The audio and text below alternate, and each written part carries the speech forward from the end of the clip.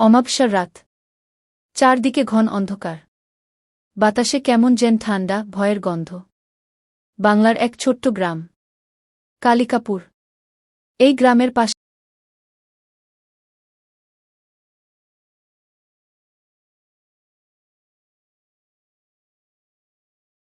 আছে এক পুরনো বটগাছ, যেখানে রাত হলে কেউ যায় না।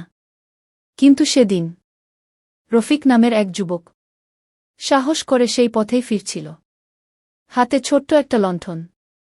চারদিকে শুধু ঝিনি পোকার শব্দ। হঠাৎ কেউ যেন ফিসফিস করে ডাকল, রফিক, রফিকু। রফিক থেমে গেল, ধীরে ধীরে পিছনে তাকাল।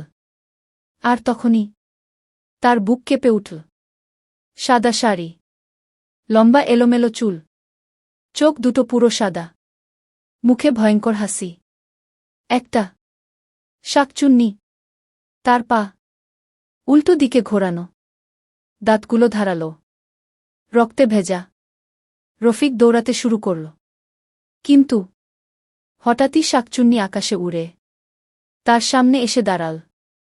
ঠান্ডা কণ্ঠে বলল, এখানে কেউ আসে না, তুই কেন এসেছিস? রফিক চিৎকার করতে গেল, কিন্তু গলা থেকে কোনো শব্দ বের হল না। শাকচুন্নি ধীরে ধীরে তার গলা চেপে ধরল, তারপর তাকে মাটি থেকে তুলে নিল আকাশের দিকে। অন্ধকারে মিলিয়ে গেল।